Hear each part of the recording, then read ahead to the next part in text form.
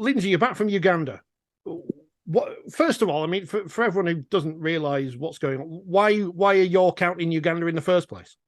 Just because I thought it'd be a really good thing to do, basically.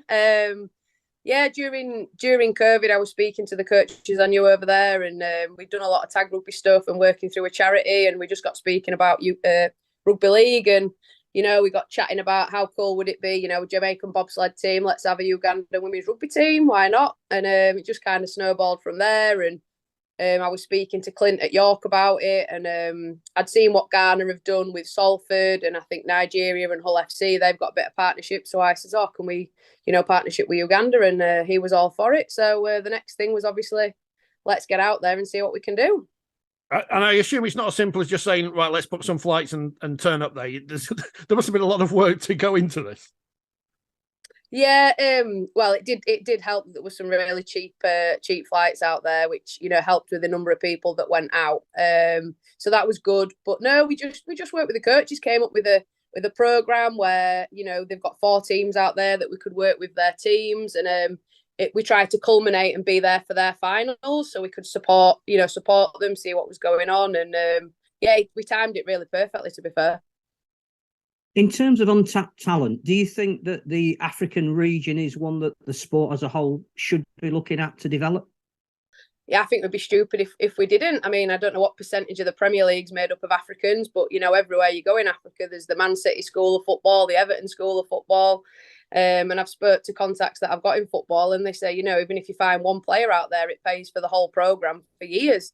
I know football's a different level to rugby league, but I mean, we only saw 4 teams play, and the amount of talent was unbelievable. And probably slightly different talent to it. In the men's game, we were seeing footwork like you never see over here, pace that's just electric. Probably not the size that we've got, but it would be definitely an addition. And the women's game, they can all ball handle, which where we haven't got a lot of ball handlers. We've got a lot of athletes and a lot of runners, but we haven't really got any that are that great with ball in hand, and they're showing dummies left, right and centre, so it was brilliant to watch. Safe to say as well that it's a two-way street, that we shouldn't look at it as just as you going over there to support them, that if there was somebody who was incredibly talented that you felt could go into your either scholarship or academy or women's development system, you'd be keen to bring them over and give them a chance. Absolutely, and we're already starting looking at visas and what we would have to do and the type of funding that we would need. If we got a sponsor on board, I'd really love to bring 2 or 3 of the girls over, maybe in pre-season for a few weeks just to see how you go. But yeah, there was probably 6 I saw that with a little bit of coaching, they'd be able to play in the first team. They were that good. So yeah, it'd just all be down to funding and probably try to get a sponsor for them as individuals. Because obviously when they came across, they wouldn't have any money to sustain themselves, and living in York can be quite costly. What was the experience like then going out to Uganda? I mean, the furthest I've been is Cyprus, which is, pretty much like here, but sunny. But what was it like being out in Uganda, a completely different environment to York? Yeah, it was brilliant. And, I've been out quite a few times in the past, but, I really enthused off seeing the girls, and, the 7 girls that we took, the players, they'd never been to Africa before, and they just absolutely loved it. What are the rules? There are no rules. You just run with it, and that's my type of place, really. Bit mental at time, and nobody keeps to time. If you say 8 o'clock in the morning, they probably mean about 10 a.m. So once you've got over that barrier, you're away. But no, it's brilliant. It's just crazy. It's just a million miles an hour compared to over here. I don't know about the million miles an hour, but they're doing whatever you want at what time you like. So it appeals to me. What do the players you took out there, what did they get out of the experience? Well, my big aim for them was to really empower them, and I didn't want them to just be a bystander to me, working with the coaches and the refs and stuff like that. I wanted them to really take it on board. So Rhiannon Marshall, Alicia Clayton, they were tasked with looking at all the referee stuff, the signalling, positioning on the field, and for the whole week they worked with the referees, spoke to them, and they were in charge of that. They were all tasked with, leading on the coaching, specific areas. And yeah, it was tough for them. We'd got off the plane at 9 o'clock in the morning, and by 2 o'clock that afternoon, we'd, travelled an hour down the road to like a bit of a school field that was really long grass, banana trees all the way around it, stones, rubbish on the field, and they were just thrown straight into it, and they just like I said, just ran with it and loved every minute.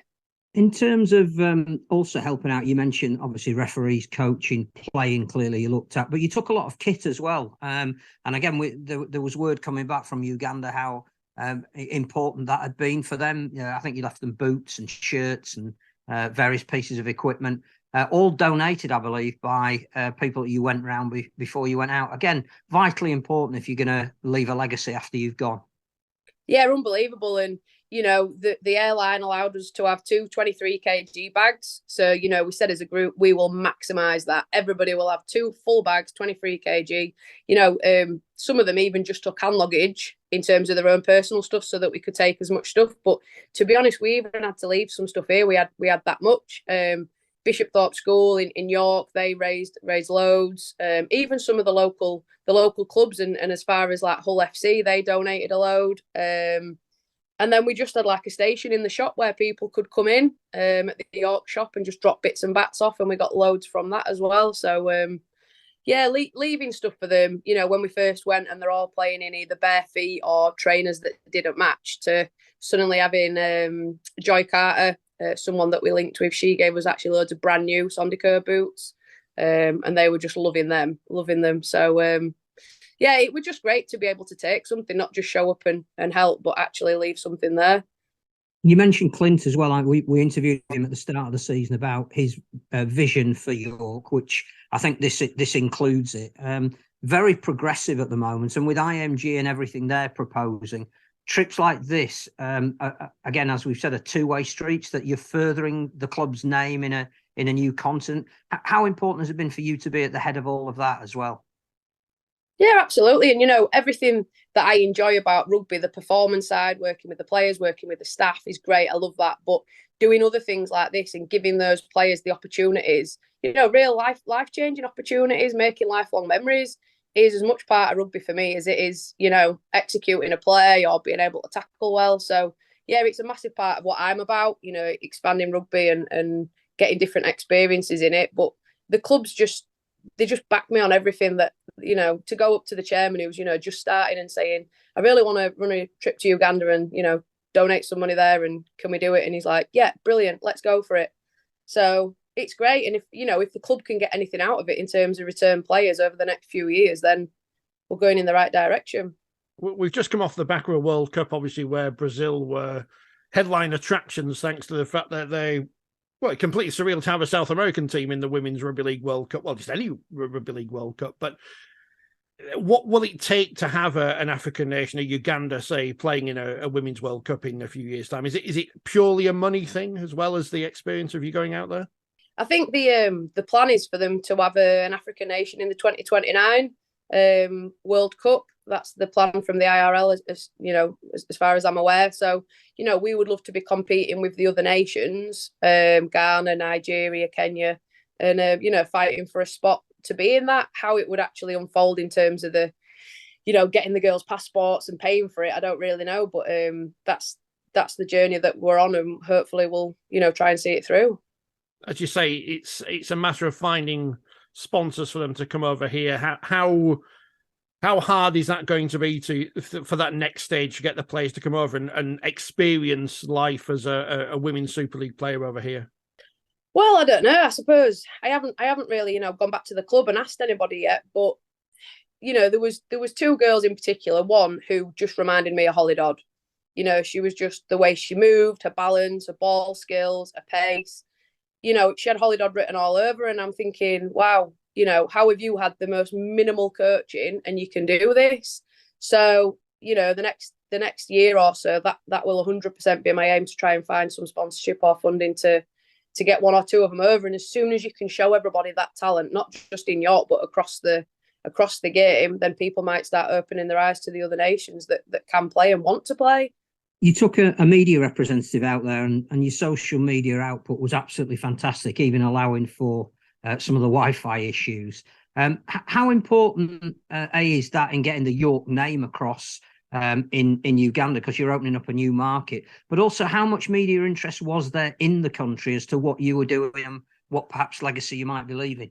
Yeah, loads. We were just inundated with messages, wanting quotes and wanting to come down and have a look. There was a bit of a launch day on Friday where we had to actually demonstrate rugby league to the media, because they didn't really see the difference between rugby league and rugby union. And Seb, who came out with us, who did the media, all of us were self-funded on that trip. So for him to want to come self-fund himself and spend every evening, when the players were finally getting to let their hair down, he was sat madly trying to walk around the place, trying to get Wi-Fi and upload little videos and stuff. I know he got really frustrated because he had so much more he wanted to put out, but it just wouldn't load. But yeah, I'm sure there'll be a few more bits coming out in the next week or so.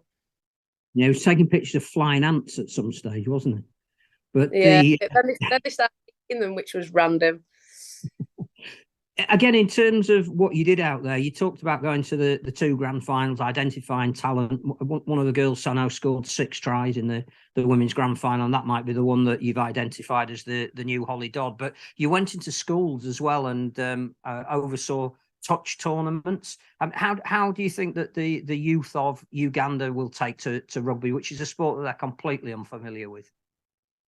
Yeah, we did tag rugby, and that, I set that up as much as for my girls as it was for them, because there's something so exciting and cool about going into a school, taking these kids that have never played rugby.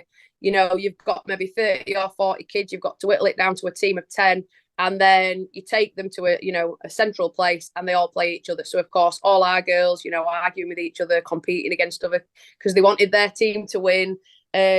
And then just to see the excitement on the kids' faces to play in, they were given proper kit to put on, and we brought water and bits and pieces. But there was a sad side to it as well, because they'd obviously done that much exercise. We had one girl pass out, and we had to kind of rally around trying to get her a bit of food. They were all quite hungry, to be honest, and all as much water as they could take, they were getting on board. So for our girls to see that side of it as well, I think they've really taken a lesson as to how good they've got it over here. I feel a bit now you've mentioned all this. I was about to make a joke about Seb being used to not having Wi-Fi going to various grounds in the country, but it seems a bit odd when you put it like that. It does make it seem that we don't half have it easy at times over here, but it must have been a great experience, and one which now the players have gone back and told their teammates about. I'm guessing there must be more wanting to go out for the next trip out there. Oh, they were all messaging me while we were away, saying I didn't think it was going to be like this. I wish I'd have come now. But of course, when you say it's the flights are £500 and we're leaving in 6 weeks, you need to take a week off work, and they're going, Uganda, I've never really heard of it. I don't know what she's doing out there. But yeah, they all want to be coming next time, and to set up a bit of a pre-season camp would be amazing. And it's not just the rugby. You are changing perspectives of what people think about a country, which, as you say, we may not know too much about. No, that's it. And, everybody listens to the Band-Aid song saying there's, no rain or rivers flow. And, we were absolutely soaked for the majority of the time when we were out coaching.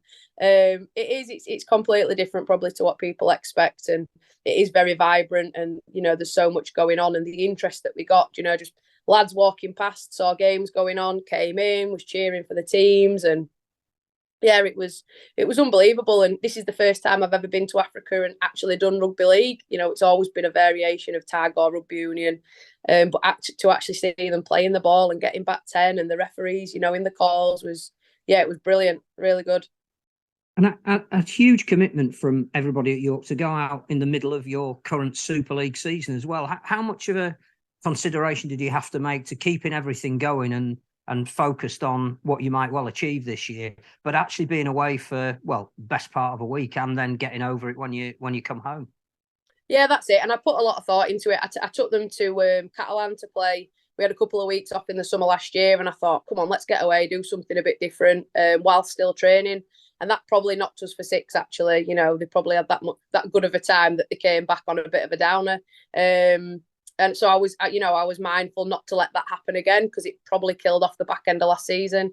But we're pretty early in the season at the moment, and we had 2 weeks off, so we've got this Sunday off as well. So I thought, we've probably got a bit of time, and they say as change is as good as a rest, don't they? So yeah, it's probably a bit of a gamble, but But the players who were here who had a week off as well, they benefited from that as well. So hopefully it'll just kickstart us again.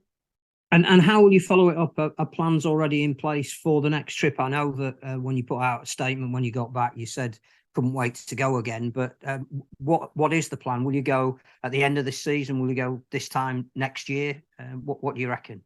Yeah, I think definitely within the next year, I'd like to go back, maybe do something with pre-season. I mean, the big idea I'd like to do is to maybe try and buy a field out there and have a York School of Rugby and try and make the whole thing sustainable without York just donating, make it sustainable because there's no rugby fields out there. You could rent it out to the football, the rugby, netball. They'd all want to hire a field if we had one, and they're not too expensive. So I might start looking for a sponsor for that and get all this talent coming through one place. Myself and Hendo could go out looking at the talent and really try and set it up in a big way. But in the meantime, just keep the communication up with them and perhaps go to a different part of Uganda next time. Is it pleasing? Is it to be part of such a progressive club? Because I'm thinking back to, I went to primary school in Selby too many years ago when the old York club was around. We didn't know what Rugby League was, but now you're spreading the game not just to North Yorkshire, but around the world. Yeah, and it all comes from the top. It's not just me. Clint is, got his eyes wide open and he knows how big, rugby can be. He was brought up in Queensland where it was the main sport. And for our area, we look at the whole of North Yorkshire, all the way up to Newcastle and out to Scarborough. There's not a lot of rugby league at all. So we definitely have aims to spread it in that area. The M62 corridor is probably saturated. But anything else we can do on an international scale is only good for the game. And the experiences we get selfishly are worth it. Cardiff in the Challenge Cup, speaking of a place which is quite outside the M62 corridor, how much are you looking forward to that one? Because they've obviously been making big waves in the Women's Super League South in the past few years. Absolutely. I actually played with a few of the girls' sevens when I finished playing, so I know how good some of them are. There's a lot of transition from rugby union and have played Wales rugby union, so they're going to be a real tough team, and we're going to have to be at our best to turn them over. It's great that it's at home. It's great that it's a double header with the men's quarter as well. So it's just going to be a great day. And like you say, to get another team apart from, the local ones coming up and competing, which I'm sure they will, is fantastic. Almost coming up against a side who pretty much make up the majority of the Welsh national side, or certainly a large proportion of it, ahead of that game for England in the autumn. A good chance for the York-based England players, of which there are two more now, to get a good look at them face to face.